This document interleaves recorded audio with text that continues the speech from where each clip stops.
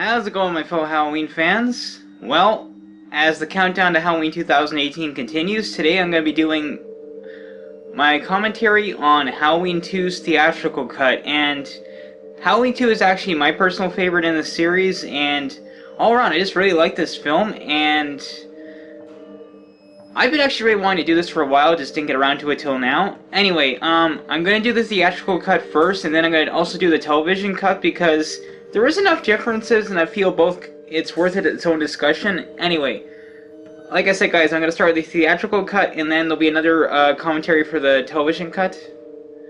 Alright, I'm going to start the movie in 5, 4, 3, 2, 1, now.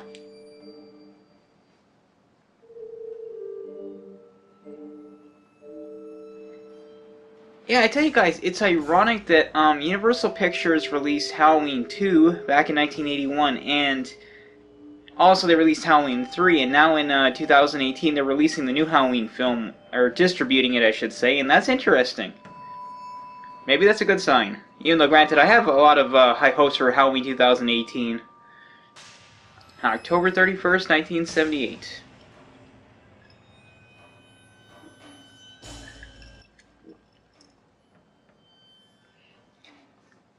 Yeah, the Mr. Sandman song, I don't know how this ended up in the movie, but I have no problem with it. I think it actually works.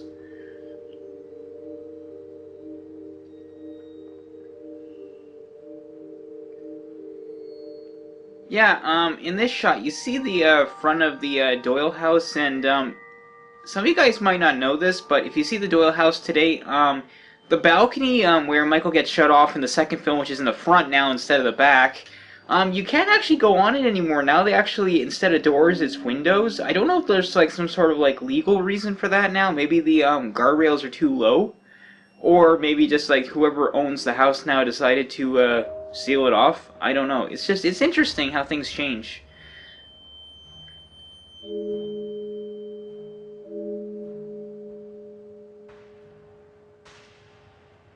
Yep, here's the new score. I really like Alan Howard's Alan Howard's I really like Alan Howard's music, his new soundtrack for this. You know, he has an extra twist to it with a lot of this synth, with the synthesized music, like using an organ and all that, and it really works.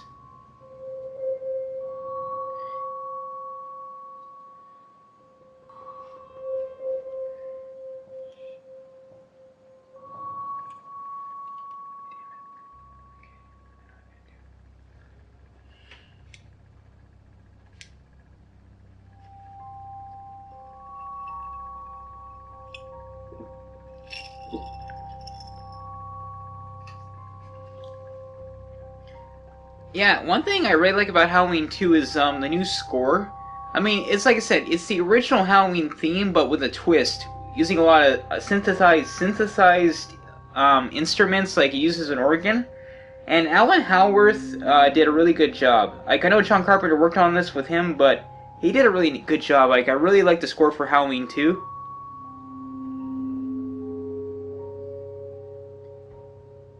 Yeah, Halloween 2 has got to be one of the first sequels to ever start literally 5 minutes later. It's not the only one, I'm sure, but yeah, it's interesting that they chose this route, but I really thought it was really good.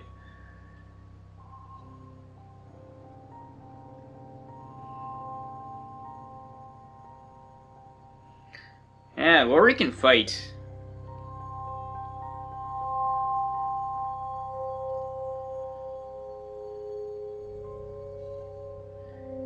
Oh yes, and here comes on a hilarious goof. My Dr. Loomis shot him once, twice, 3, 4, 5, 6, 7! And Dr. Loomis's gun does not hold 7 bullets. Somebody goofed. Also, another piece of trivia, Dick Warlock, he actually had to walk up a ramp in order to do the stunt the way they needed him to for the front railing. It wasn't like the back. But, you know what, it's not that obvious, and it's a pretty good shot.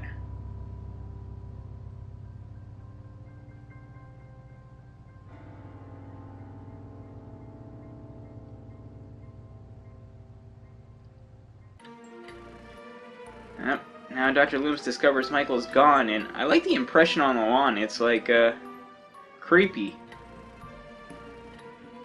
Yeah, some complain why Dr. Loomis would still be like, what? But you know what? It's like, you know, he looks from upstairs, he sees he's gone, and maybe he just doesn't believe it, so he goes downstairs and realizes it's true. I mean, I don't have any problems with him, like, acting shocked twice. And then, of course, Dr. Loomis realizes he did shoot Michael, and he's just like, what the hell is he?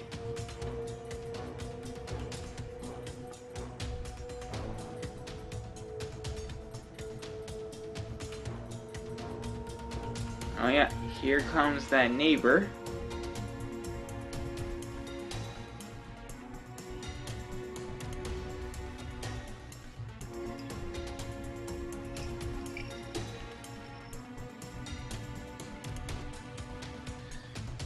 Dr. Loomis does have a point, and honestly, being trick-or-treated to death would mean Michael Myers came to your front door. Yeah, I love this score.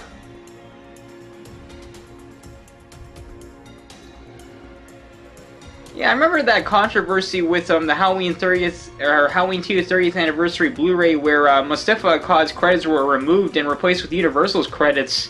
That caused quite a stir, and I don't know why they did that.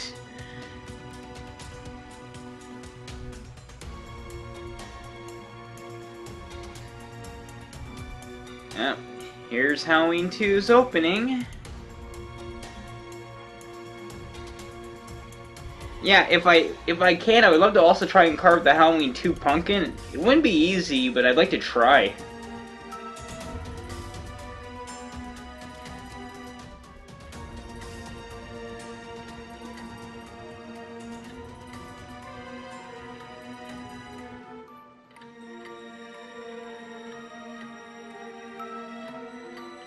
Yeah, guys, I can't wait till I have the Halloween 2 vinyl because this is honestly, I think, probably my favorite horror soundtrack. It's just so well done.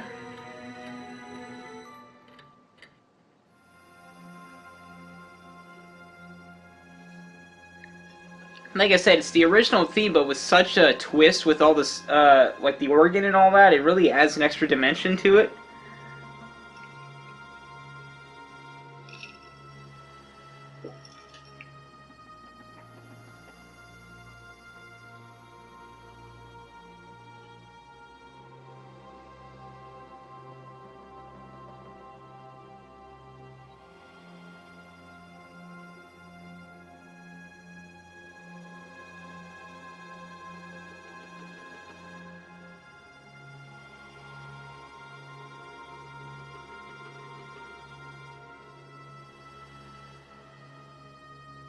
Yep, now the pumpkin's opening. Yeah, I don't know how they pulled off this effect, but it must have not been easy. But I really like it. I mean, it's so creepy.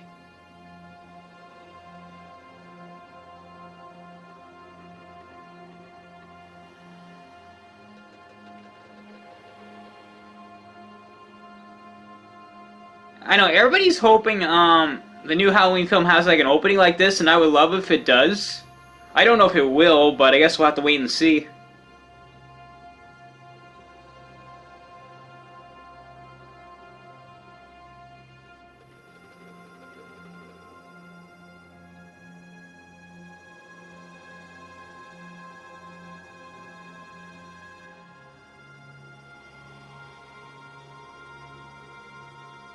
Yeah, I gotta say, Rick Rosenthal did a good job directing this movie.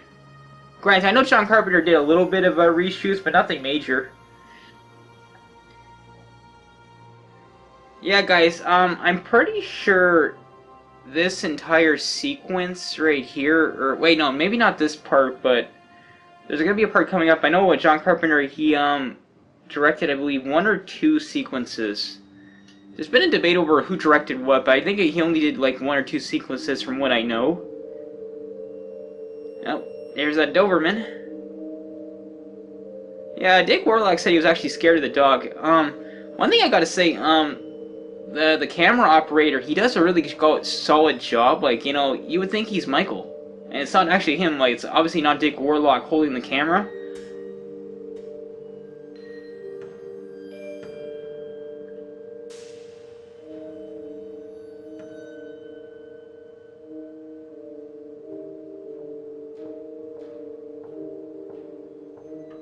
No, he's not human. He's something more. Yeah, right there was a jump cut, but honestly, I would have never known because, the guys from, like, Horror Howl Grounds, I think they're called, they went to the actual filming locations and they showed us it's actually a jump cut. And, you know, it's interesting how you don't notice these things because they're so well done. Yeah, Harold, do you want some mayonnaise on your sandwich? I hate mustard. Do you guys like mustard? I don't.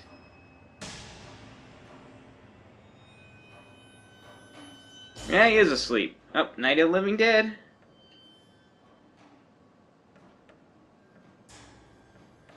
Yeah, piece of trivia, guys. This outer door here that Michael's about to open is not actually there anymore. It was just there for the shoot because obviously there's no inner door. They had to take it off.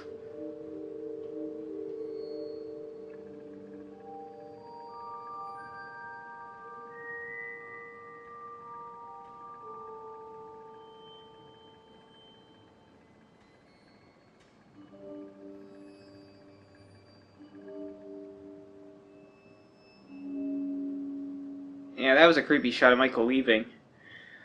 There is one thing I'm going to bring up, guys, but I'll discuss about it more in a second after we get through this very creepy scene.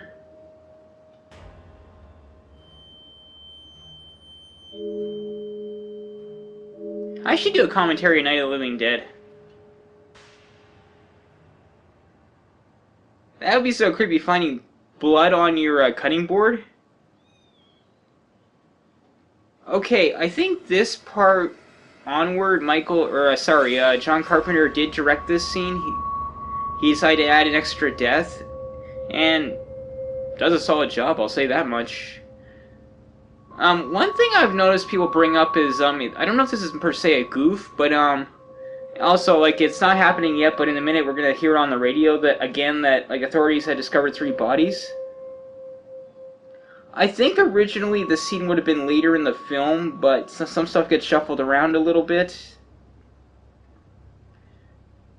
Because, like, the TV edit, it's in a different spot and it kind of eliminates the problem. But anyway, I think the argument everybody says is the bodies have not really been discovered yet, because when you look at the next scene when Laurie's going to be taken away in the ambulance, the Wallace house where the bodies are is still dark. But, one thing I will point out is, maybe it's not necessarily a goof. I think it is a little bit, but nothing major. But, okay, let's say, officers did discover the 3 bodies, right? Now, Sheriff Brackett didn't know about it. People have argued that that should not be the case, but here's the truth. If they discovered the 3 bodies and realized one of them was his daughter, they're not just gonna, you know, over the radio, Sheriff, oh yeah, there's a creepy shot of Michael. You know, like, they're not gonna just tell him, so chances are, like, you know, they would have got a hold of Deputy Hunt and, quietly told him what happened, and then he would have went and found Sheriff Brackett. That's honestly, like, the way I could argue around, that goof in that scene. They're not really a goof, like, just maybe, like, the wrong time code in the movie, per se. Yeah, I know fans debate where was Michael hiding during this shot, and it is a debate. Apparently he was next to the couch or something. Yeah, part of me does wonder why the scene needs to be in the movie, but at the same time it's so creepy that it creates such a powerful opening. I mean, that was just intense. Like, okay, in the television cut, like, this is where things would have, like, resumed. Like, all the stuff with Michael attacking, Alice, doesn't happen till later, even though in the television cut, Michael doesn't actually kill her. Honestly, though, okay, you could move that scene later in the film to fix the continuity issue, but the problem is you take away from the impact of this opening. It's kind of like a damned if you do, damned if you don't scenario. And honestly, most people would probably not notice for the most part. Like, it's such a brief thing. Like, I'll show you guys, I'll point it out in a second. Yeah, little piece of trivia. Apparently, when they were filming this, it was almost light, and you could tell by looking up at the sky that it was starting to get, bright. Like, apparently, director Rosenthal was nervous, like, he knew he had to get this shot. And it was really down to the last second.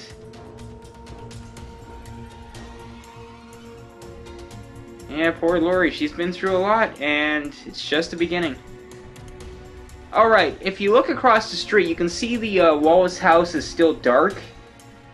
Like I said, I don't think the bodies have been discovered yet, but like I said, when they're doing editing for the movie, and also because of some reshoots, maybe things got goofed up a little bit. That or somebody forgot to turn the lights on inside the Wallace house. I mean, I don't know.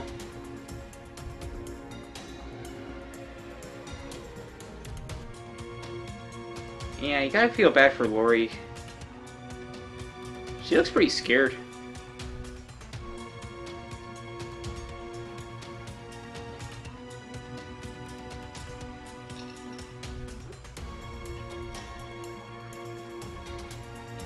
You know, I gotta say, guys, I know that's a fake wig, but I don't think it looks bad. Honestly, I don't think I ever could tell. Granted, I'm not a wig person, so... I mean, I guess it's somewhat obvious, but... Oh yeah, this was another shot I think they did during, reshoots where, John Carpenter added this in. But I don't know if he was the one who shot this, or if it was Rick Rosenthal. Or was this in the original script? I'd have to look at the script again, guys. I'm not 100% sure. Yeah, though, there is a goof, though. If you look in the corner a second ago, you can see the ambulance, and it's not actually there yet. Could you imagine that? You know, you bite into a candy, it's got a freaking razor? And sad fact is, crap like that has happened. It's like, it's a scary thought. Like, my mother used to check my candy every year.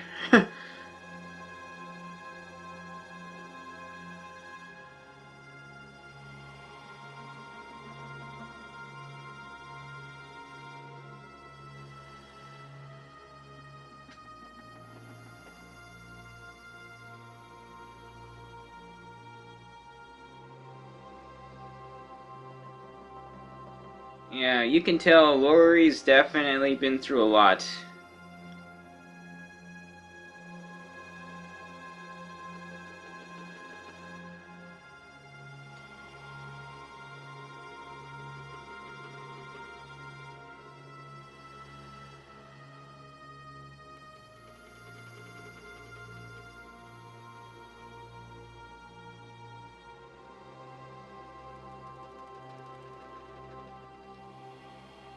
Yeah, I gotta say, like, that's not typically a case where you would make them wait.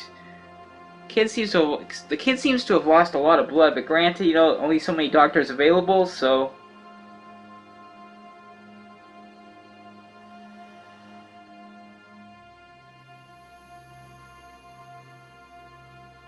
Yeah, you know, you can tell it's a small-town environment because, under most circumstances, no drunk doctor would be allowed to see a patient.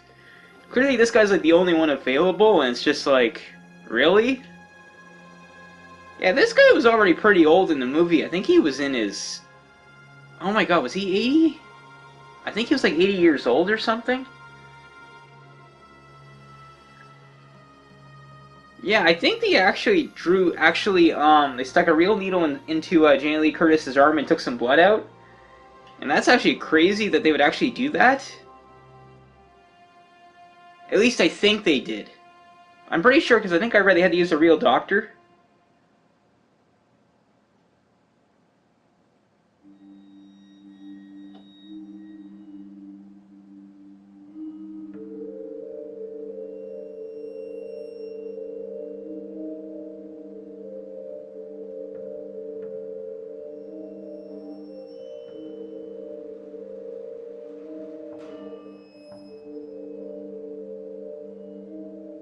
I don't know if they would sedate you for, like, stitches. I really don't. I think they could just numb your arm, but granted, that's back then. Maybe back then they would have sedated you for something like that? I don't know.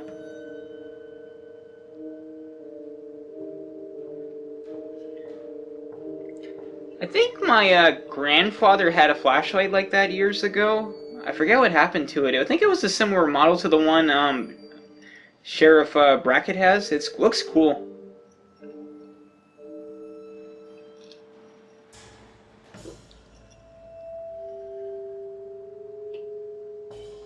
You know, I just realized I never noticed this, but I'm pretty sure that's a shotgun right there in front of Dr. Loomis.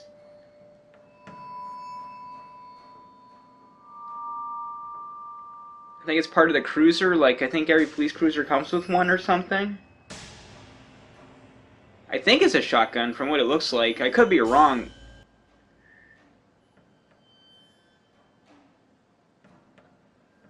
Oh yes. Poor Ben Tramer.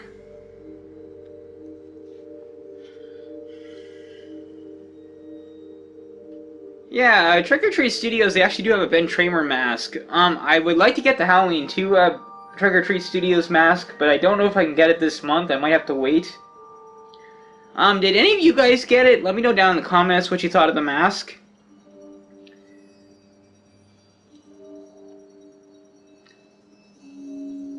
Kaboom. Yeah, there is a goof here. The dummy basically fell over, and, now it's, obviously standing up. I mean, they basically said they had no way of keeping it up. And I guess, you know, there really was no way to avoid that. I mean, they had no CGI, so... Unfortunately, it's not him, but they don't know that yet.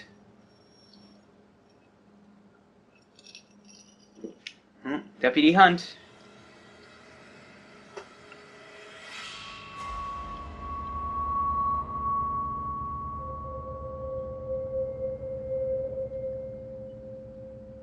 Yeah, that would be one hell of a shock, you know, finding out your daughter's dead.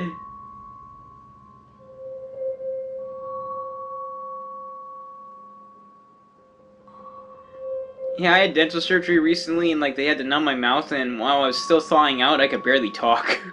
Like, I sounded so bizarre. Yeah, there's an extended scene to this, but I'll talk about that more in the television cut. Like, I could talk about it now, but I think I'll wait for that, because the television cut, like I said, there's a lot more stuff to discuss with the extended scenes.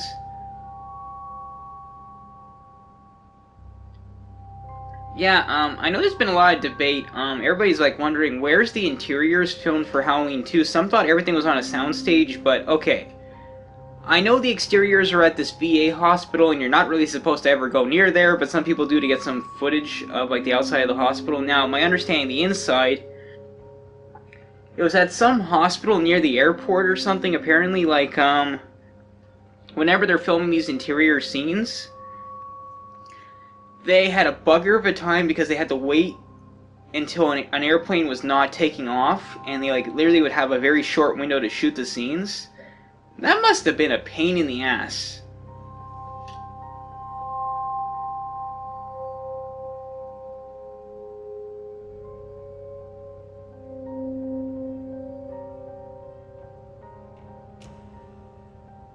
Yeah, I know, Laura, you're lucky it's a cracked bone because if it was broken, later in the film, you'd be in trouble.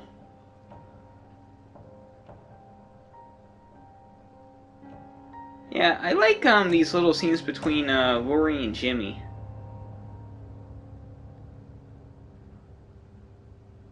Yeah, unfortunately I don't like Coke. I'm a Pepsi guy. That or RC Cola.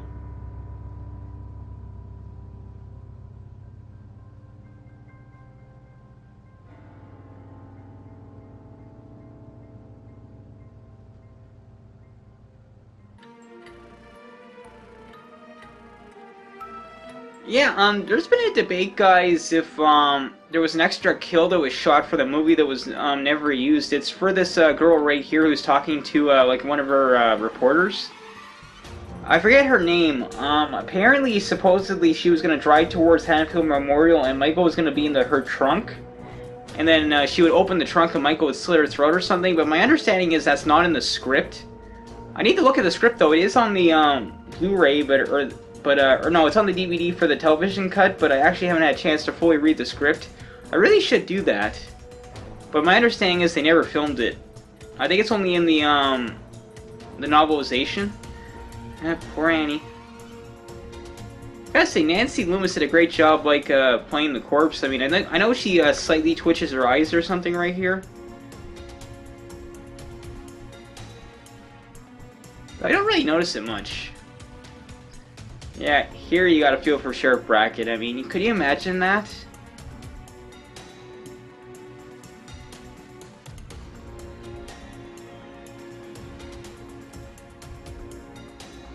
Yeah, he's just devastated.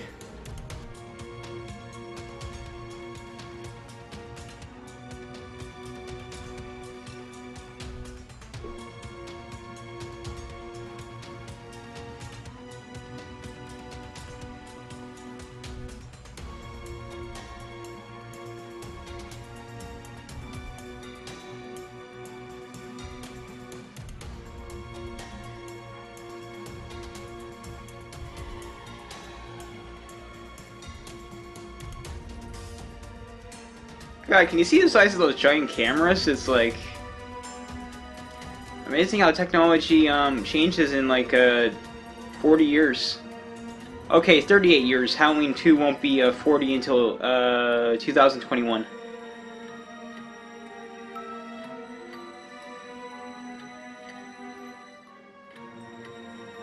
Yeah, Donald Pleasance, man, does he deliver great performances. I so wish I could have got a chance to meet him. Um, any of you guys, did you ever get a chance to meet Donald Pleasance? Let me know down in the comments. Okay. I believe this scene, was another scene, John Carpenter, shot later, but he wrote this later, but I don't think he might have filmed this. At least I'm not sure. Like, I know there's been a debate about which stuff John Carpenter filmed and which, stuff, Rick Rosenthal filmed, because I think some of the rewrites or some of like the additional cinematography or whatever, or principal photography was done by both of them. Like maybe John Carpenter shot some stuff and Rick Rosenthal shot some stuff. I think Dick Warlock said it was John Carpenter that filmed this scene, but I'm not 100% sure. Yeah, apparently the primary reason they filmed this scene was they realized there was no explanation how Michael managed to get to the hospital, and I do agree, this scene was necessary. You need to show how he knew where to go. I mean, obviously, I guess it's a reasonable assumption, you know, they would have taken her to Hanfield Memorial Clinic or whatever, but you never know.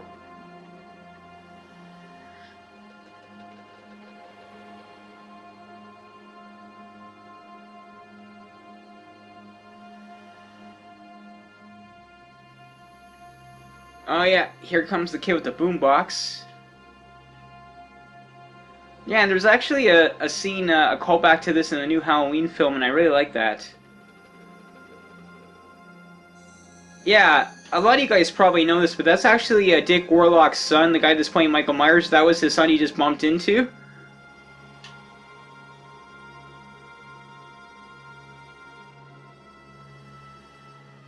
Yeah, like I said, I love the theme in Halloween 2. It's so damn good.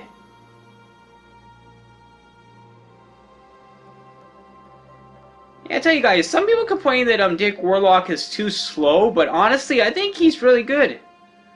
Like, in terms of the best Michael Myers, it really is pretty much a tie between Nick Castle and Dick Warlock, and like I said, I have met Nick Castle before, but I've not had a chance to meet Dick Warlock yet. I really hope I do, though, because I'd really like to talk to him. Oh, here's Nurse Karen pulling up.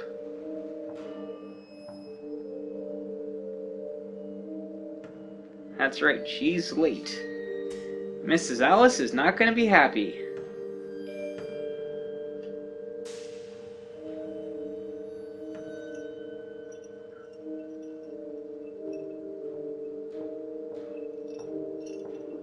And there's Michael just watching. That's so creepy.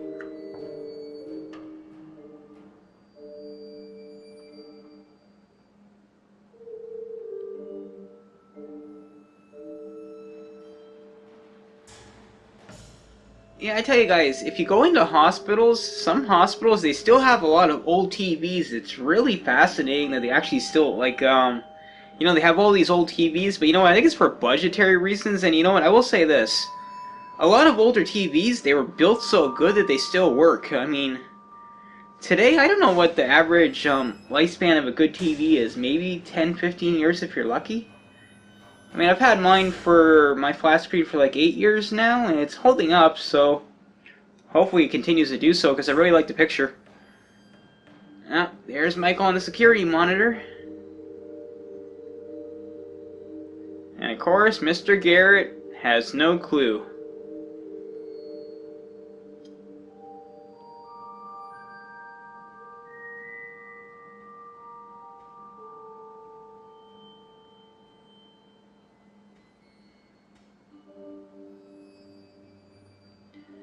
Yeah, I gotta say from a security perspective, it's like having an automatic door is a little bit risky. But granted, it is a hospital, so I get it. Oh yeah, a little piece of trivia, guys. Okay, in this scene, the way Nurse Janet is positioned is on purpose because the scene where she's killed later in the film was already filmed, and there was an accident where she fell and sliced open her side of her head. So they had to put on a whole bunch of makeup and all that, and they had to hide it. So she's positioned a certain way.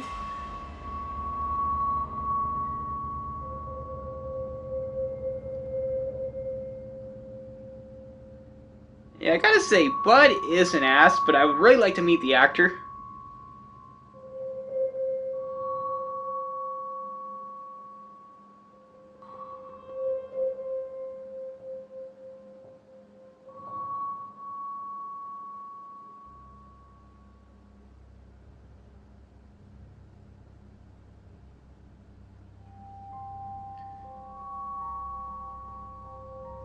Yeah, you can tell Karen and Bud are very flirty. It's like, it's only a matter of time.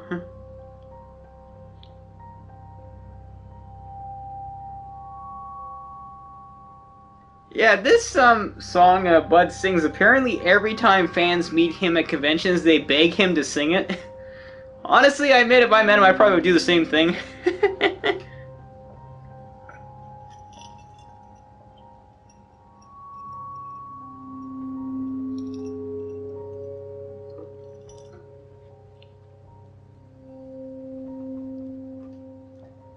Yeah, I have heard that a lot. You know, patients and doctors don't work out. Yeah, there's something I want to discuss about this scene, but I'm gonna wait for the television cut because it's interesting how where this scene is in the television cut versus this cut, and there's an extra scene added, and I'll have to discuss that more then.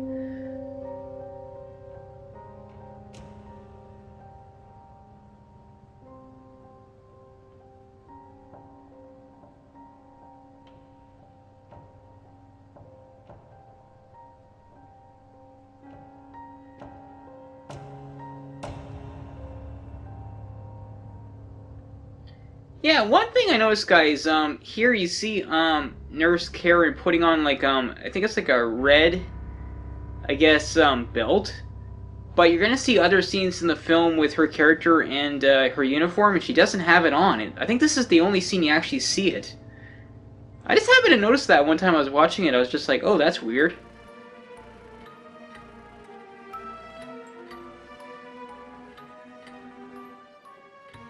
Yeah, I wonder if the interiors of the hospital still look the same. There's a good chance they might.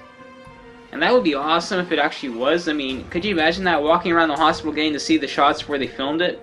But again, I don't know where the hospital is where they actually shot the interiors. Now, some stuff is on a soundstage, but not everything. Like, this right here is obviously not a soundstage. At least I don't think so. I just don't know where the interiors were actually filmed. I need more, like, more information to find it. Like I said, I think it's near an airport, that's all I know.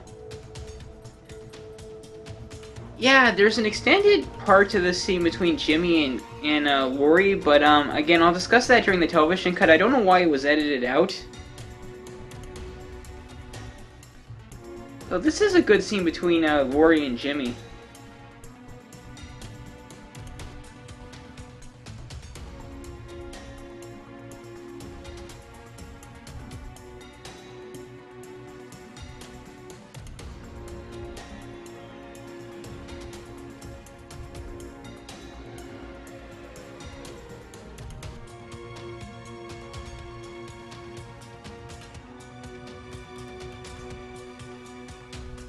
I mean, Lori does ask a good question, you know, like, could you imagine that, like, you know, it happens to you? You're gonna be saying, why you?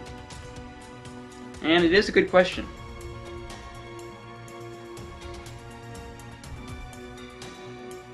Jimmy, Jimmy, Jimmy, getting yourself in trouble.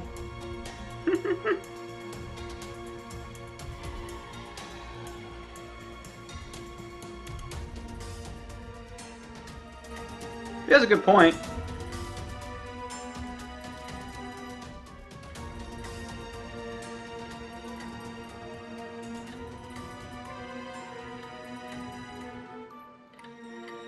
Yeah, I gotta say, Shell Factory did a great job taking Universal's HD transfer, like HD restoration of Halloween 2 and making it even better. Like, they cleaned it up more.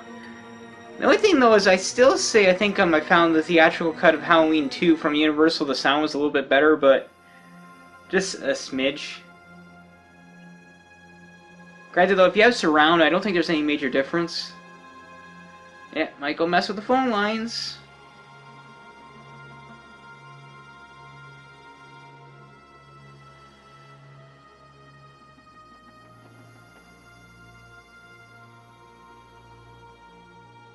Good question, Lori. Good question.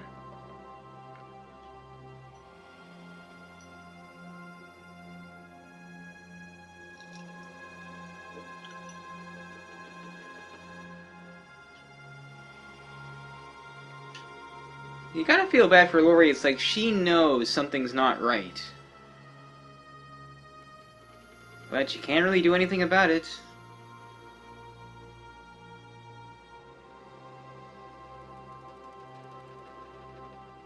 Somebody was outside.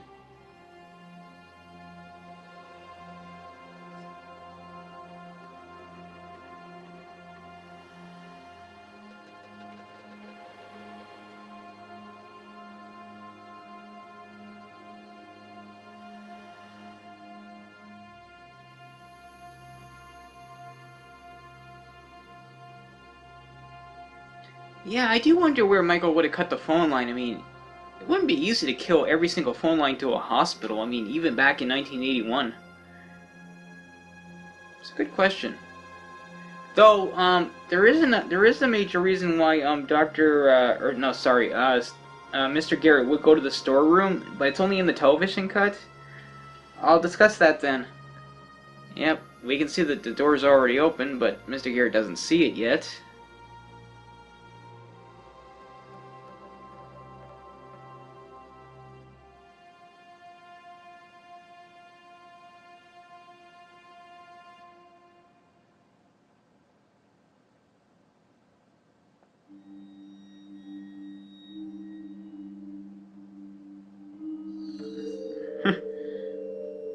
Friggin' cat!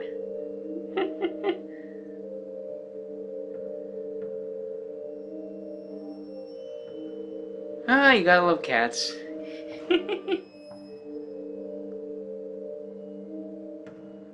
Yeah, that must have hurt.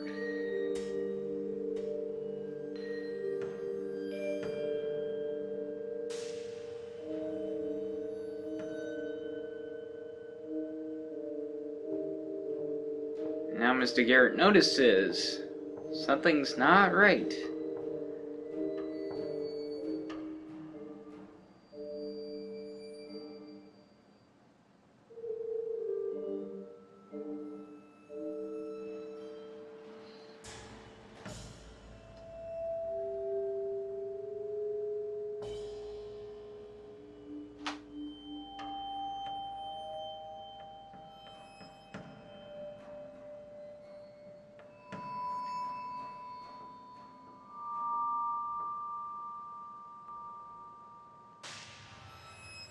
Yeah, guys, some people complain that the build-up in the scene's a bit too slow, but I don't have any problem with it. I like the fact that they take their time a little bit, just a little bit at a time.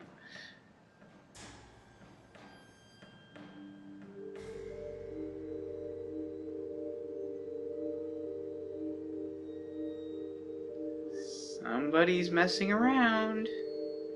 Yeah, one thing I only noticed, like in the widescreen version, like I don't think you can really see it. Oh no, I think you can see it in the full screen version, but only barely. Um, you saw that there was a door open there to one of the storage units, and now it's closed.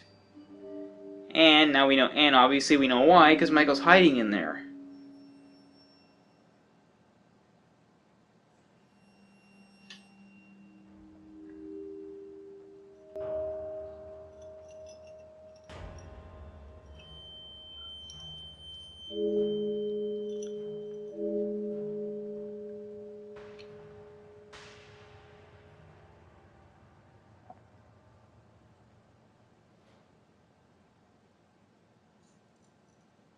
You know, I always wondered what was causing that sound, and I finally realized. I'm pretty sure what Michael did is the lock from the third storage unit where he's hiding. I'm pretty sure what he did is he basically dropped it on the ground to create that noise, because obviously, like, he's not breaking like locks and then just magically disappearing.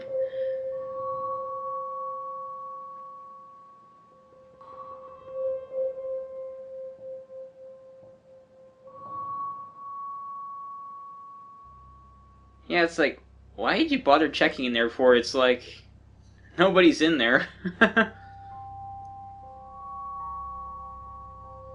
So somebody did a bad job storing stuff. Yeah, you gotta admire Michael and his cleverness. You know, he's luring him in a little closer until it's too late.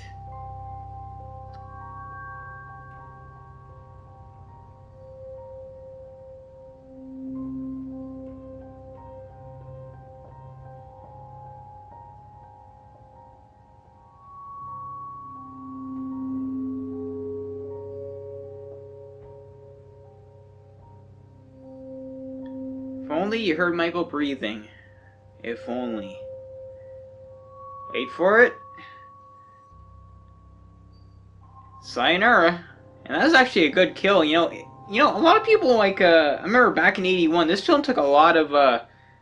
I think there was a lot of beef with this film because they stepped up like the kills in terms of gore. But you know what? When you look at it today, it's really tame for the most part. Like I think though a lot of the kills they have like a lot of subtlety to them and a lot of creepiness. Yeah, look at this poor dentist. He's just like, I'm a dentist. I'm not supposed to be doing this.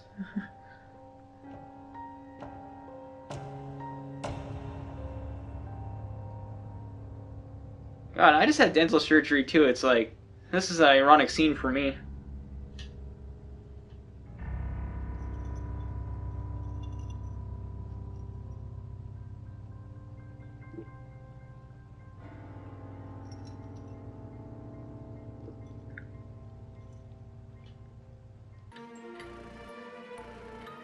Yeah, I have to say, I have to give Deputy Hunt so much credit for believing in Dr. Loomis. You know, it's like, even though he thinks Michael Myers is probably dead, but... he's like, you know what, we better make sure. And now, of course, you got the mob trashing the Myers house.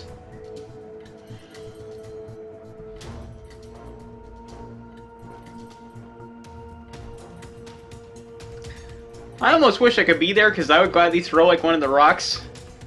Granted, though, I would never do that today. Like, I wouldn't want to hurt the house today. I'd still want to see the Myers house if I get a chance.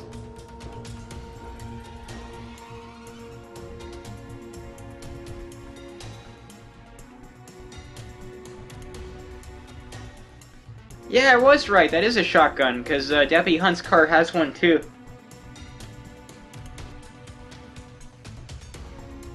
Yeah, I like the green tint in the car right there.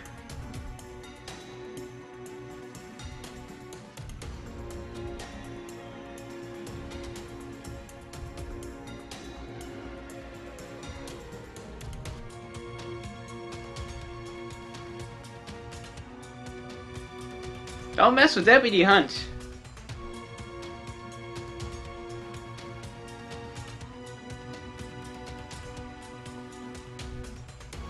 He's there, you're just not looking in the right spot.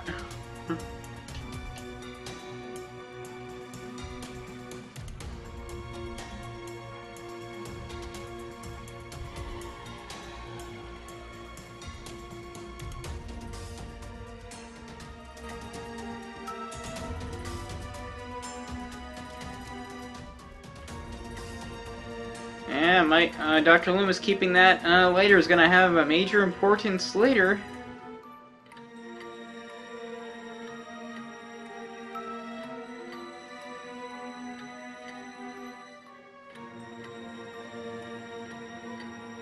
Yeah, I love like Dr. Loomis's dialogue here. It's a really great scene.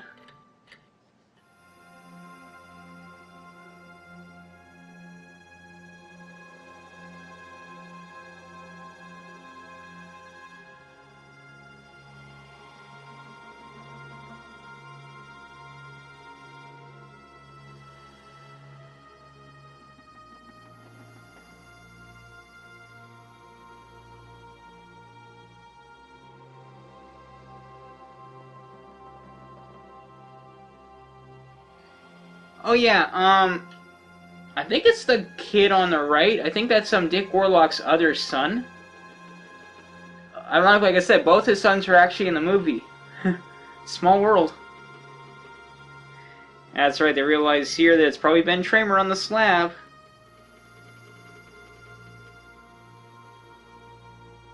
Yeah, I gotta say one thing, guys.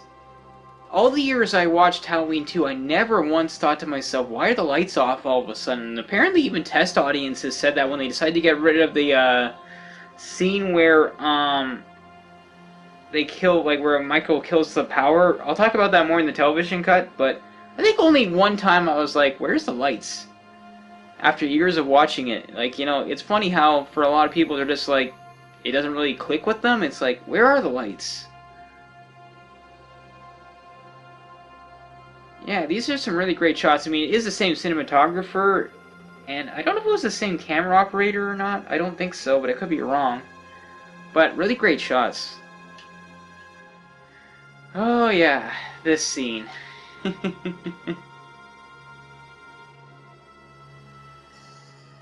Bud. You naughty boy.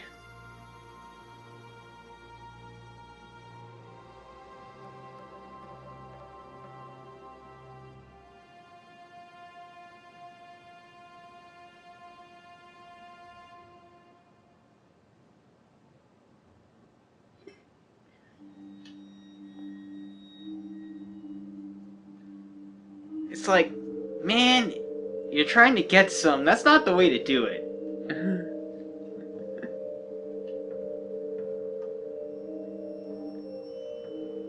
Yeah, I like the dialogue between these two.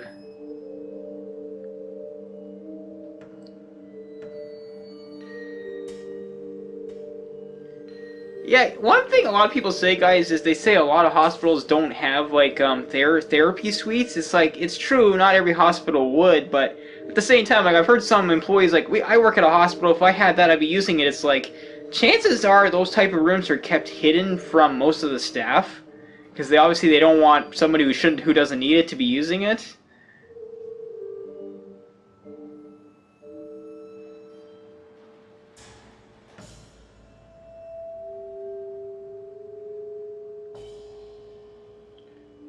It's like he scares the hell out of her and then he manages to kiss her. It's like...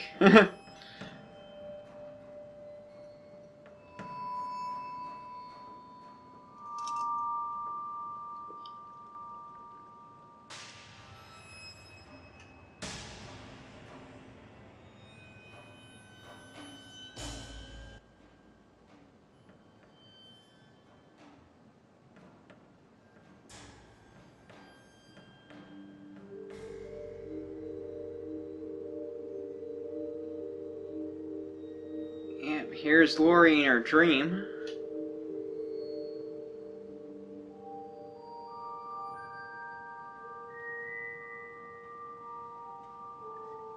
Yeah, the blood drops on the ground. I was listening to the commentary with Rick Rosenthal, and apparently it was supposed to symbolize something, like, you know, you just don't know. I honestly was wondering if the drops on the ground were supposed to be Mrs. Alice's death since Michael's draining her blood. I could be wrong, though. I don't know. Maybe it was just, like, you know, a little bit of atmospheric stuff to put into the film, and I have no problem with it. You know, it's just one of those things, you're like, what does that mean? Is somebody dying, or is it just something creepy?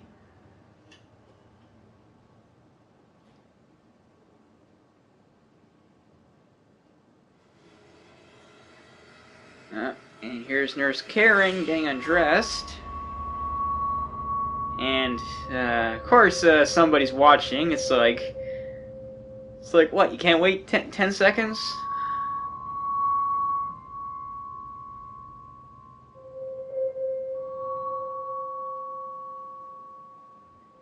Yeah, a lot of you guys probably know this. That tub's actually freezing cold. Apparently, it was really cold. And I don't know why they couldn't at least use room temperature. You think that wouldn't fog up the cameras? I mean, I get why they can't use like hot, but like like a hot temperature. But I don't know why they couldn't use like just room temperature water. But apparently, it was cold, and they were using some sort of like mist or something to make it look like steam. Yeah, another controversy was Nurse Karen there. they wanted her to be fully nude and she wasn't comfortable with it, and if she was supposed to have like a closed set. But apparently there was like 18 crew members in the closed set, so it's like, talk about not really private. And apparently Rick Rosenthal was like, tell you what, how about we all get undressed with you? And apparently nobody was willing to do it except for Rick Rosenthal. He was just like... Anyway, in the end, apparently they had to shut down production for a little bit while they discussed it, and apparently Deborah Hill fought for the actress who plays Nurse Karen, and apparently she wore some sort of skin suit in the end, and I really can't tell. Oh yeah, here's Michael turning up the heat. One thing though I don't get, why would any hot tub be allowed to go to a temperature that high? Like, you'd think there would be a safety in place to prevent it, but granted, this was 81, but still, it's like, it's crazy to think.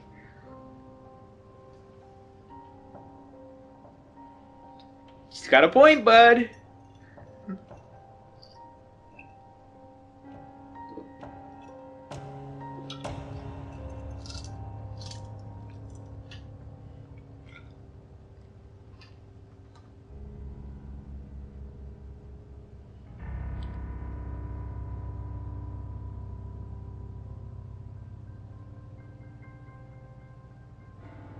Yeah, it looks like Bud was turning the heat down, but maybe he didn't get enough of a chance to fully fix it. Cause here's Michael. Yeah, I know there was some controversy over the scene because, like, you know, Bud gets a pretty quick death. And then of course Nurse Karen's about to get a very grueling death. You know, I will say though, it's a really good death. It's like one of the best in the series. I know it's in my top 5, I believe, but I'm not sure if it's my number 1. I have to go look back and look.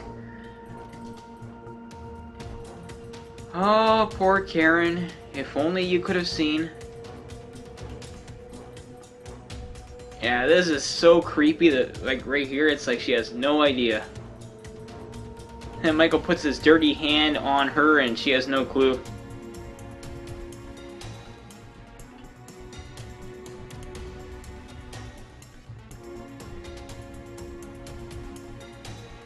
It's like, you think she would notice that it's not the right hand, but...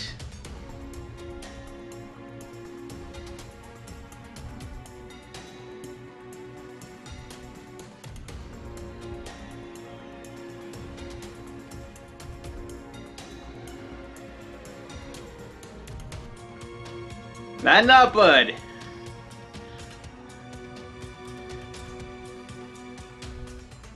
Yeah, her performance here is so damn good. You imagine how much that would hurt? It's like, damn. Yeah, I believe the actress actually got an ear infection from this. I guess the water wasn't as clean as it needed to be, and she got an ear infection. So she really went all out for her role.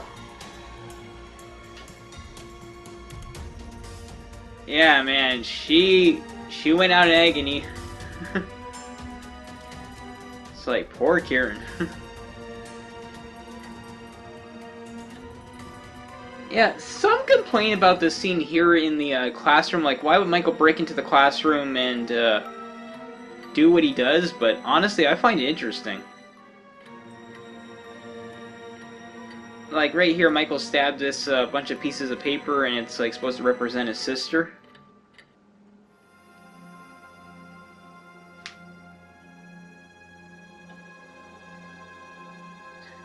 Oh yeah, and then this part right here, wait, hang on a second, guys, gotta wait. Oh yeah, there's the marshal's car.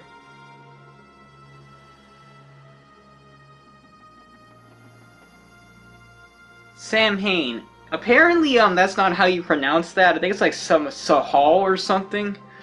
Or or no, Sahain or Sahan. I don't know. Honestly, I'm sticking with Sam Hain. Anyway, it's just an interesting thing, you know, it's like, Michael would write that, and you wonder why. Oh yeah, there's, Marion Chambers.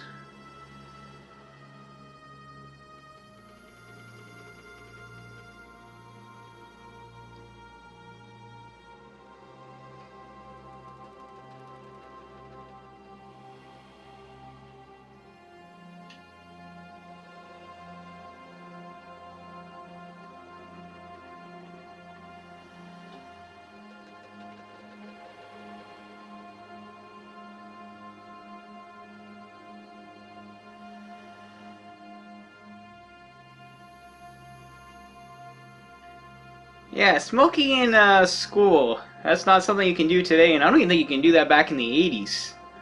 But granted, it was at night. Yeah, I'd like to actually visit the high school. I heard a lot of it's still the same.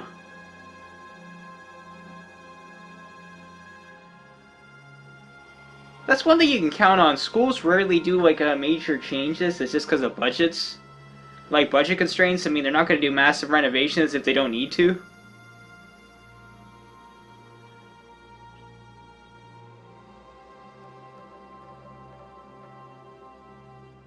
If I was Dr. Loomis, I would have slipped out the back door.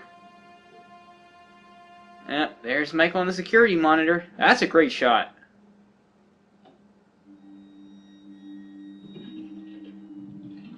Yeah, here's Jimmy visiting Lori.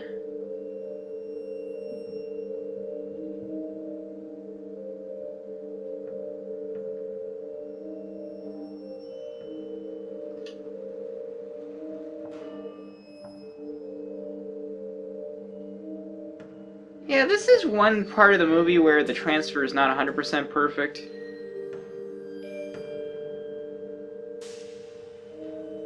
Yeah, I gotta say, Jamie Lee Curtis really nails her performance here. Like, literally no reaction at all. She's just gone.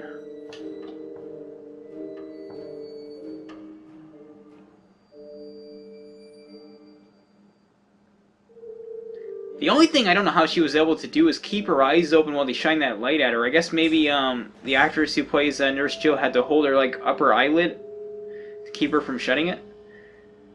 Ah, poor Nurse Janet. She goes to get help and it's not going to end well for her.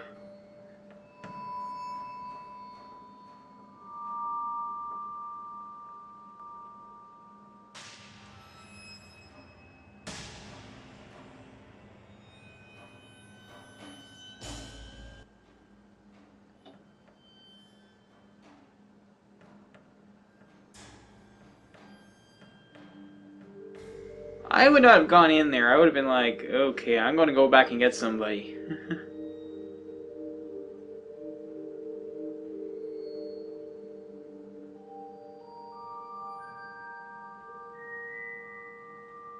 Yeah, that's right. This is where the actress who plays Nurse Janet's going to get hurt. Ah, he can't. Sorry, Janet. He can't. Dr. Mixter is dead.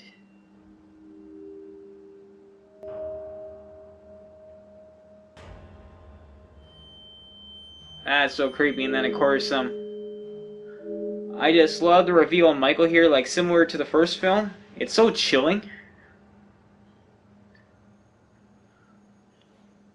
Yeah, that is so chilling. Believe it or not, in some countries, the eyeballs part of the scene, like when the needle goes in, that was cut out in a lot of countries. In a lot of countries for a long time. Yeah, here is where she would have got hurt in the first take or something. She hits her head on the side of a desk.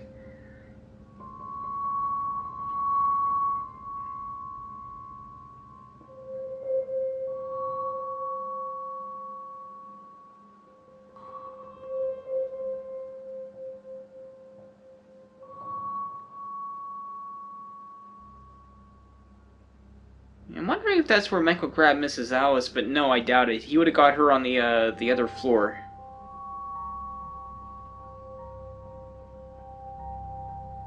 Yeah, I'm guessing those pumpkins in the hospital, they must have like battery lights in them or something, because obviously they're not going to use real candles inside a hospital.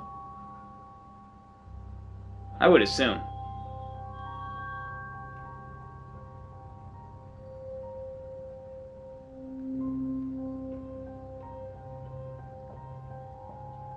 Yeah, I gotta admire this camera work. It's so well done. Yeah, that patient in that room is the only one I think Michael does not kill in the entire hospital. I guess he had no reason to go after that patient.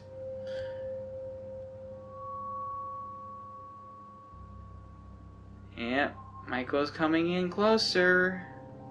Closer. Yeah, I love this shot.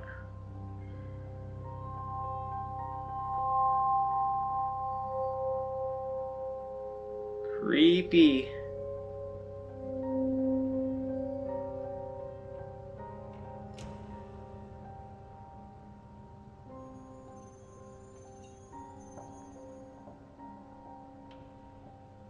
I love the music for Halloween too. I do. And that was a close call for Laurie. Yeah, one thing a lot of people complain about, guys, is the fact that the hospital is so deserted. Like, you know, there's not much staff. I do agree for a hospital that big, it's not a lot of staff for a night shift. But granted, I will say this, guys. I have been a patient in a hospital at night. There is not that many staff members, especially on the patient floors. I know you, except for like maybe the ICU. But like when you're on a normal patient floor, the patients are in their rooms, they're sleeping. There's not that much staff. And like if you call for like assistance, sometimes it can take them a while to get to you, especially if it's not emergent. Like I said, there's really not that much staff at night. So I know a lot of people say, you know, it makes no sense, but really it's more accurate than you think. I mean, it wouldn't be that deserted, but at least on the patient floor though, there wouldn't be that many staff members. It really wouldn't. Like, I think I estimated on my night shift was maybe 5 or 6 max, like, on my floor anyway, and like I said, a lot of the main facilities are closed down at night. I mean, obviously the ER is a little bit different. There's going to be more staff down there because, you know, there's patients in there, but even at night, the ER is not usually as busy, unless it's under a major circumstance. Yeah, there's Michael in the hallway. One thing though I noticed, there is a goof here. The hallway Michael is walking down is not the same hallway that Laurie's in. I don't know if that was intentional or if they just used that hallway and then it didn't quite work. You know, it's not a major thing, it's just... I noticed when Laurie looks out of her room that it's not the same hallway, so... I don't know, it's one of those like, was it a goof or was it just, you know, they shot it there and then they used a different hallway for when Laurie had to go into a patient's room to hide? I don't know. You know, it's a bit of a goof, but it's nothing major. It's just like, oh, that's not the same hallway. But granted, you wouldn't know, especially your first time watching, like, you probably wouldn't catch that.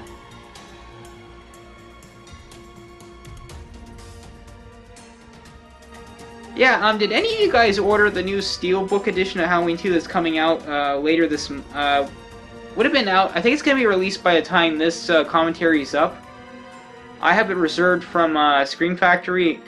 I had to pay extra for the shipping to get it right from their website, but it comes with that really cool lithograph or whatever. Really looking forward to see what that's about. Hopefully it's cool. Yeah, Laurie is very drugged up. Yeah, there's no explanation for that in the theatrical cut. It's only in the television cut. But again, I'll discuss that during the television cut.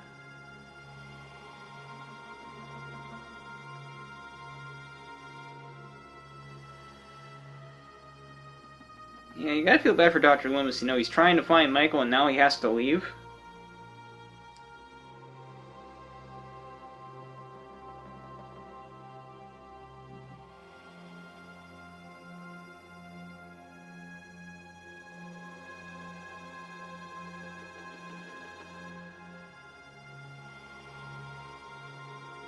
You know, like Deputy Hunt, you know, it's like he feels for Dr. Loomis, and I think just himself, he's like, where is Michael?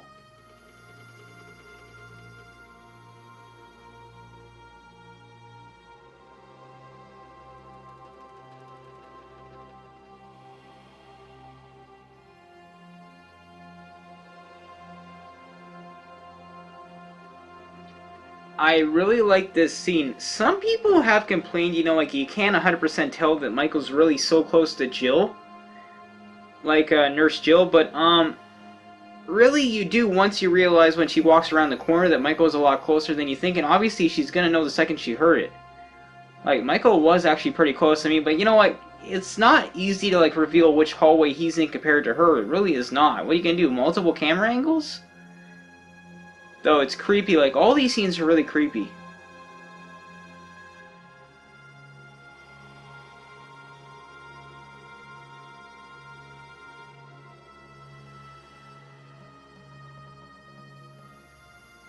Yeah, a bit of a false jump scare here, but I don't really mind it in this case.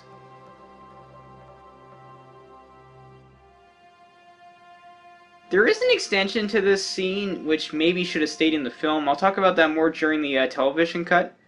It's just creepy how Michael's just watching them and they just do not happen to look.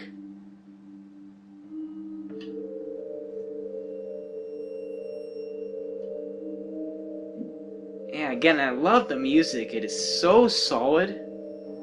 Nails each scene perfectly. I mean, it's like, damn.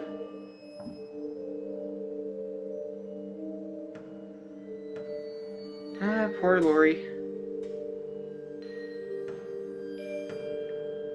Yeah, I don't know which floor Jimmy's on. I think it might be the highest floor in the hospital, or maybe it's not. I'm not sure which one he's on. Or it's like, is it a surgical floor, maybe?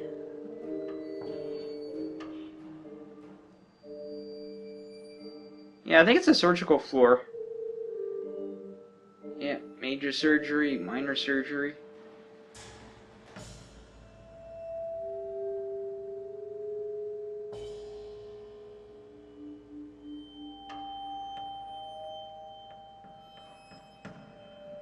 Yeah, apparently when they filmed this, they had to reshoot it because the first time they built some sort of like giant tank full of blood, and then they're like, wait a minute, a human body does not have this much blood. So they had to go back and refilm it. And, anyway, the actress's death was off screen. Like, this never happened on screen. This is just the aftermath. Apparently the actress literally had to sit there after they set up the blood pool for like hours. Like, apparently, like, all the cast members and all the crew went to lunch. She's like, what about me? It's like, well, we, can't move you, so... Yeah, that must have hurt. Now, I don't know how, they safely did that for the actor. I know it had to be... I think it was storyboarded a certain way or something. Yep, here's Nurse Jill going outside.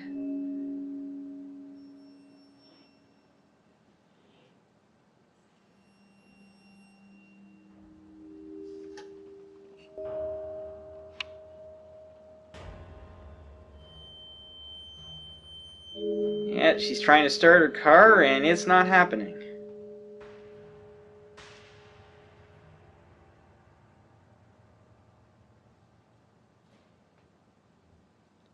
You imagine that? I mean, your gas tank's been clearly tampered with, and your tires are flat. It's like, okay, what's going on here? And then, you know, you'd realize, like, all the other car tires have been messed with. It's like, Michael got busy. Very, very busy. And she's like, okay, I'm going back inside now.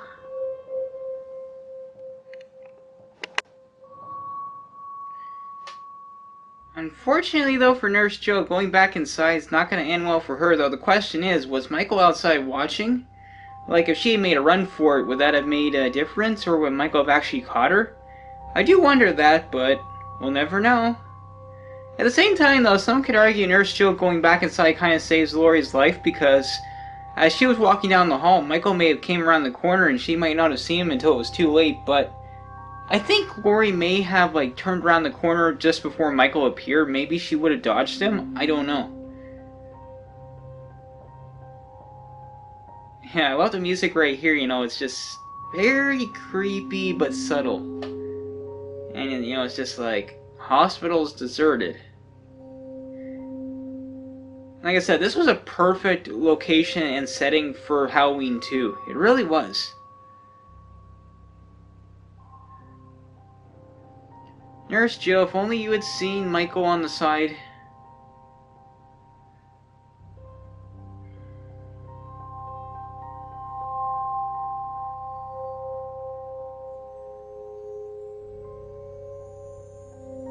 Yeah, this is another really good death. Like, this kill is so intense. And really shows the power of Michael. I mean, it's just crazy. Yeah, and the actress that plays Nurse Jill actually got some stunt pay for that. And I'd say she earned it. Okay, I think this is honestly my favorite chase sequence in the entire Halloween series. In some ways, I feel the chase sequences in Halloween 2 are better than even the original. Like, this is so intense, you know, it's like, this is even more claustrophobic because there's literally nobody. Like, it's just Laurie and Michael at this point because Jimmy's knocked out cold, so nobody can help her.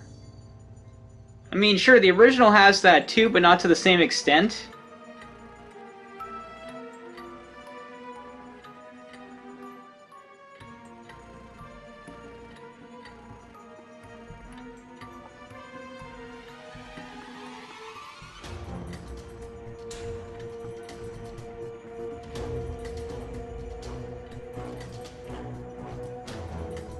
Yeah, Jamie Lee Curtis nails her performance right here. She looks so terrified. And then, of course, Michael's Halloween decoration. Poor Mr. Garrett.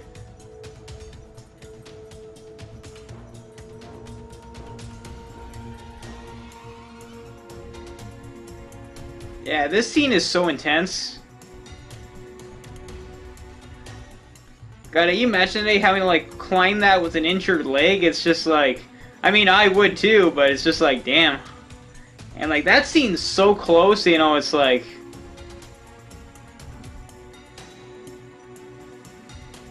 Like, this is such a close call for Laurie. One wrong move and she would have been a goner. That must have hurt. Yeah, I know this was a stunt actress that did that part of the stunt, but boy, that would hurt. Yeah, I really like this continuous shot. Yeah, I know there's been some debate on how Michael got in. Some thought he busted through a door or something, but no, I'm pretty sure he went through the same window.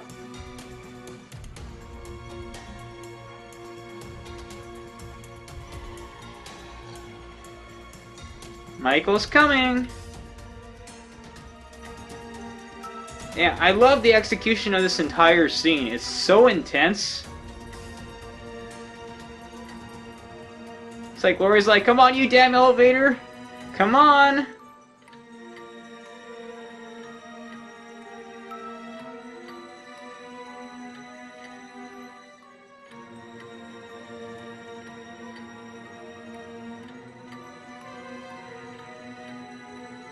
Yeah, this is such a close call.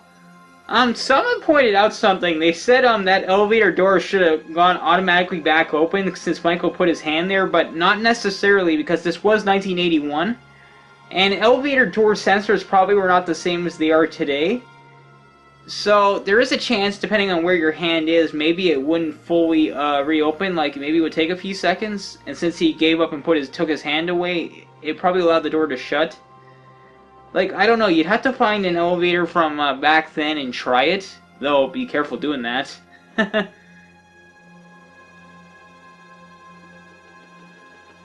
Yeah, some have said, you know, like, why did Laurie not try and, you know, like, head towards town? But you have to remember, like, adrenaline only lasts so long before it runs out. She's probably exhausted now after that intense chase. And at the same time, she still has an injured leg, so she's not necessarily going to be in the condition to, you know, run to town. I mean, it's going to hurt. So, I mean, I kind of get why she would hide in the car. I mean, me, I would have hid somewhere else, but that's me.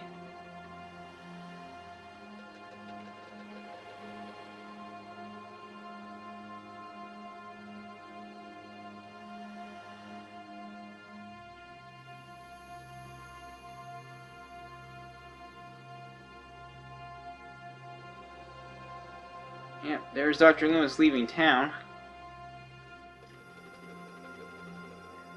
Yeah, I tell you guys, it's interesting how some of the edits are quite a bit different in the television cut. But again, I'll discuss that when I do the television cut.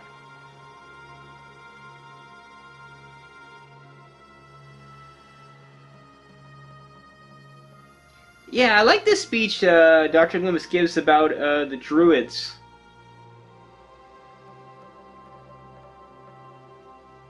I do wonder how John Carpenter came up with this.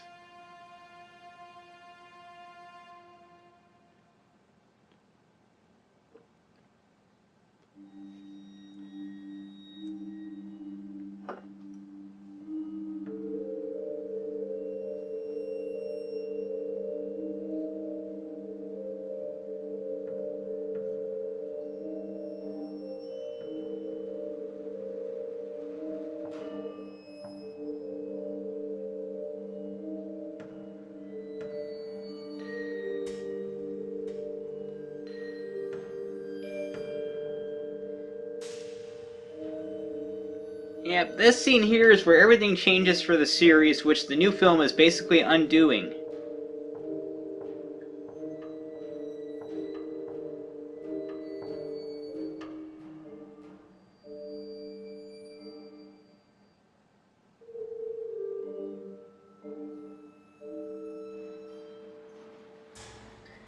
Yeah, like, I could just imagine, like, audiences reacting to this, they're just like, holy crap. But like I said, even in the first Halloween, I always found there was some subtle hints, even if it was not intentional. Like John Carpenter said, he always regretted doing this, making him her sister or brother. Sorry, you know, like making Laurie his sister. He's always regretted doing that, but I always thought there was some hints in the first film, and it never bothered me. I mean, I get it. Now Michael's basically bound to his own family, and it does create certain problems that the new film is clearly trying to get around. But at the same time, I had no problem with it. Yeah. Don't ever disagree with Dr. Loomis.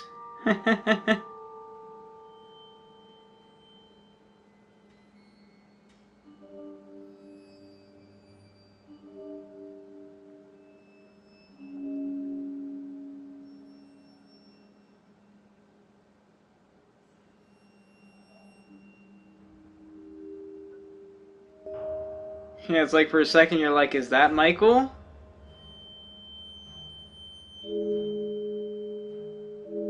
Yeah, you can tell Jimmy's in rough shape.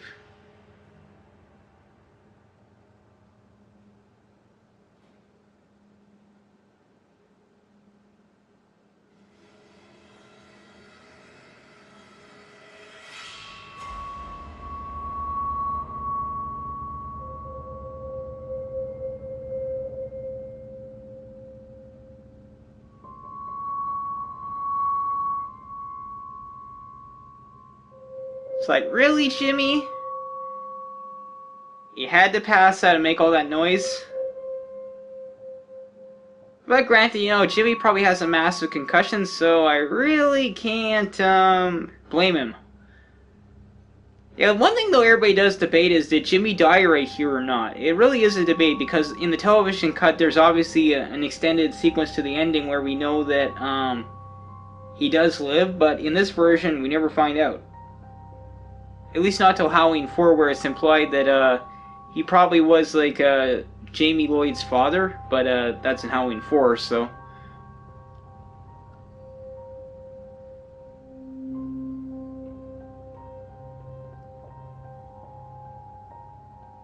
And the cavalry just arrived.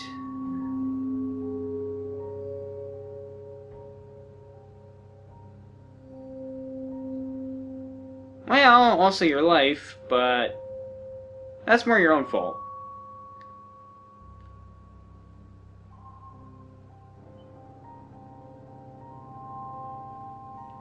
Yeah, some complaining too, you know, like how Laurie's not able to say the words until the last second, but you know what, you have to remember, you know, like she's an emotional mess, she's still on drugs, she's extremely exhausted, so it's not necessarily easy to get the words. It's like, help, help, help me! So like, it would take, like, it's not necessarily that easy.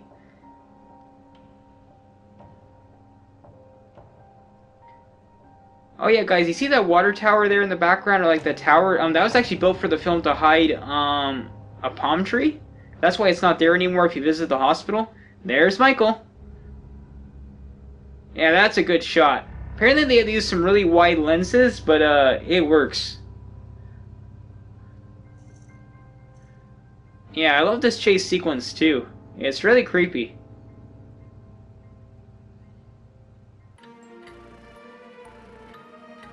It's like, where the hell are you guys? Oh yeah, little piece of trivia, guys. The outside of the hospital where Laurie's banging from and the inside sequences, they're a different location, and I never noticed that, but if you pay close attention, it's actually pretty obvious. Because the outside of the hospital is pretty well lit, but when Dr. Loomis lets Laurie in, it's pretty dark out. And it's the same from the inside out, like it's dark on the inside, but bright on the outside. And I never noticed that until I listened to Rick Rosenthal's commentary on it. It's really interesting.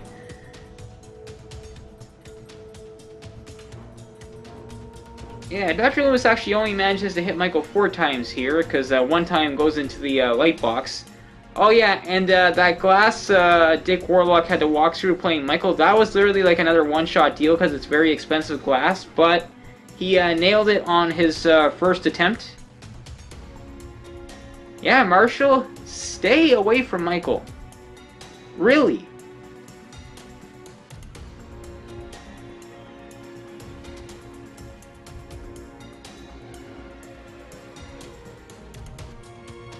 It's like, Marshall, you really need to be quiet right now.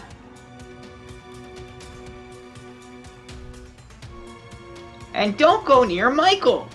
Dr. Loomis told you not to! And of course you do.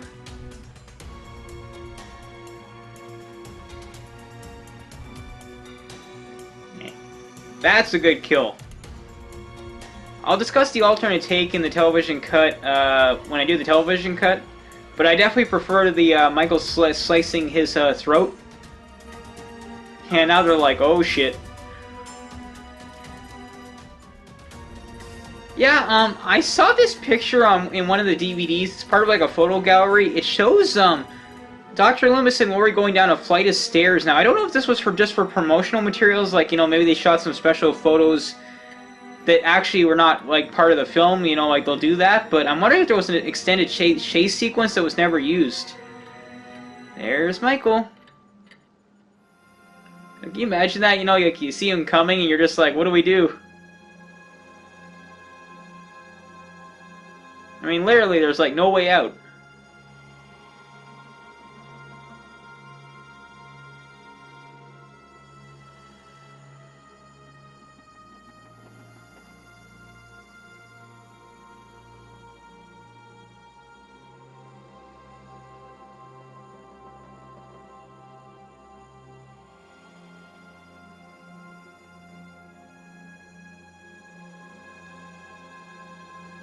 Yeah, I love the build-up here. It's just like, you know, Michael's coming and, you know, they don't rush it.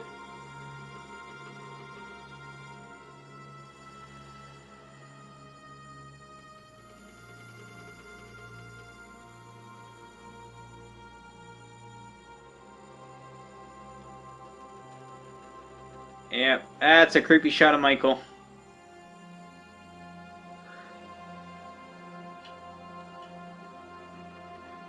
Yeah, Laurie, take it. Yeah, there is one goof here, like, you're gonna notice a difference between this door and the door Michael actually busts through. It changes color. I guess they really couldn't hide that fact. Because obviously, like, Michael can't bust through the real door, like, he's gotta use this special, like, material. Oh, it's intense. Like, I love that shot, and then Michael's like, oh, you trying to shoot me?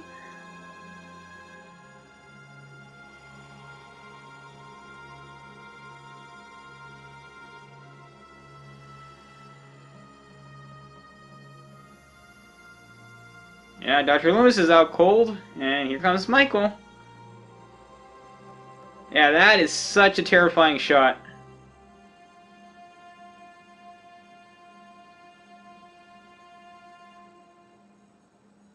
Yeah, I like the fact here Michael's like hesitating or something.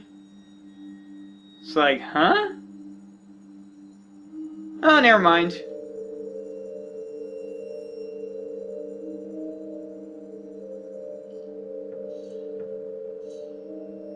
Yeah, some complain that this shot actually ruins the movie, but you know what? I could buy that she could hit him in the eyes. It's not necessarily impossible. Though she didn't necessarily get him in the eyes, maybe slightly above the eyes? Yeah, I know Trick or Treat Studios has another Halloween 2 mask with like the bloody eyes dripping down, but I kind of want just the normal Halloween 2 Trick or Treat Studios mask. Yeah, this would be so intense, you know, it's like you're trying to stay quiet so Michael doesn't find you, but then Dr. Loomis starts the oxygen. Michael's like, what are you doing?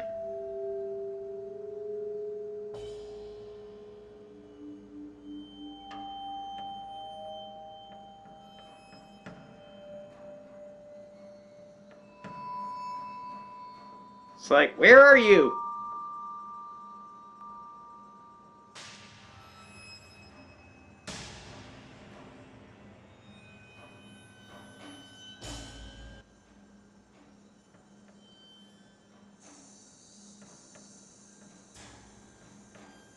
Yeah, Michael's getting frustrated here.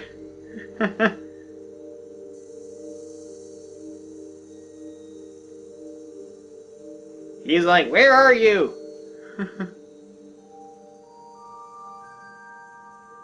Yeah, get out, Lori. Yeah, I gotta say, this is an epic ending to Halloween 2.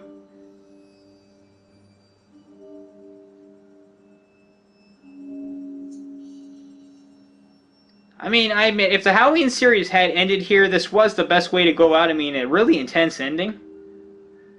You know, like Dr. Loomis sacrificing himself, but...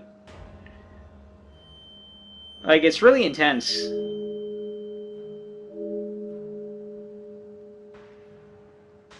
Then, of course, wait for it, and...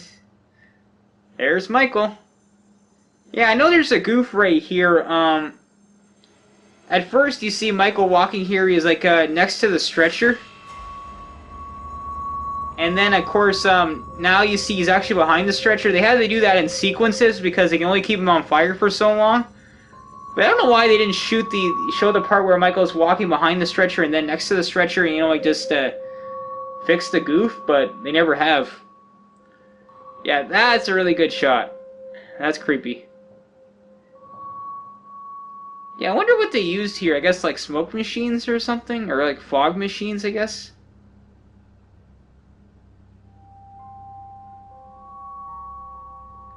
WWAR Special Bulletin. Yeah, these guys gotta be beating themselves up. They're like, this was happening this whole time and they had no clue.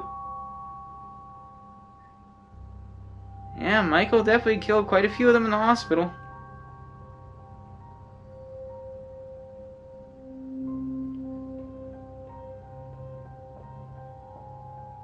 It's like, leave her alone, man.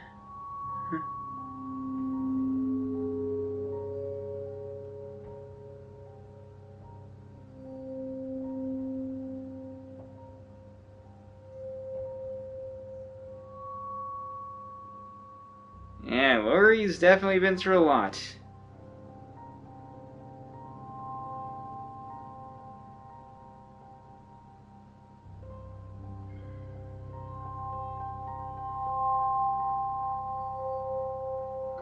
Yeah, I like this shot, like the ambulance driving away into like just almost like a fog.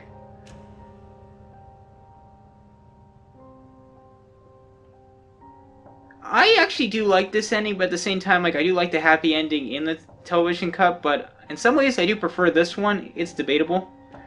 I do like this final shot of the mask melting. Now, I do believe though the this mask was a special mask that they made only for this scene, because the original mask Dick Warlock did have it for a very long time. Now it's with a specialist or something that's trying to restore it, because it's in pretty bad shape. Anyway, this was Halloween 2, theatrical cut. I still really enjoyed this film. It's honestly my favorite in the series, though the first one is basically a tie with this. All around, I really like Halloween 2. I do. I like the atmosphere of the film. I like the kills. I like Dick Warlock playing Michael Myers. I still say this is the best sequel. I don't know if the Halloween 2018 film is going to be able to surpass this, because honestly, when you combine the first two films into like one ultimate like 3-hour or 3.5-hour almost like ultimate slasher film or like horror film, it really is a really great film. Like, I've seen some fan edits where the fans combine 1 and 2 together in like no disruptions, and it's really good. I almost wish they would release an edition where they combine 1 and 2 into one ultimate, like, slasher on Halloween night. Yeah, it's funny how the Mr. Sandman song, it works for the ending here. I have no problem. And that scene at the beginning. I don't know whose idea was for that. Then, of course, they bring it back in H2O. I don't know if Mr. Sandman will be in the new film or not. I kind of hope it is. I know it was in the remake. Though I think it was a remix or something. It didn't quite sound the same as the original Mr. Sandman.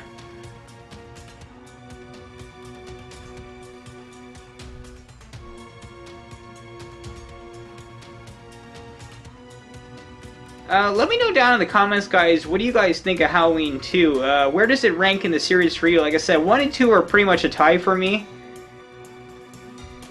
Like, all around, like, I really like Halloween 2. I know, I'm not saying it's 100% perfect. Like, there's some scenes in the television cut I think should be put back into the theatrical cut. And I'll discuss that when I do the television cut, which will be up at the same time as this. Yeah, I love this music.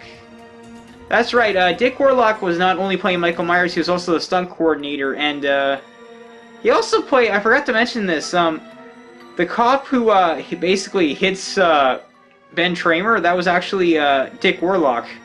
I forgot to mention that. Sorry, guys. Yeah, I love the music for Halloween 2. I can't wait till I get the vinyl from, oh jeez, can't think of the company's name right now. Wow, I'm good.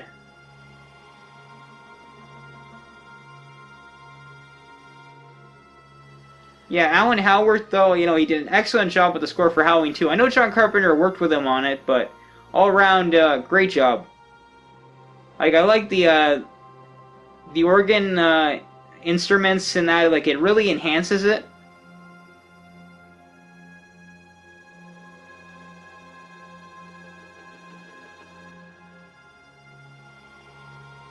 But yeah, I really do think this is a great sequel. I mean, like I said, maybe the new film will surpass it, but I don't know.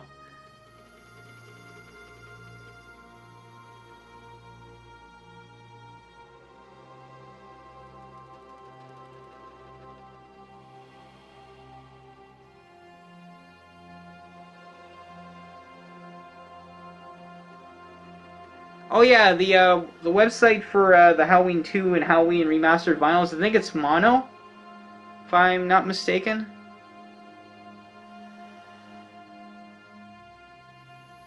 Alright guys, this is the end of my commentary for Halloween 2. I will talk to you guys later. See ya.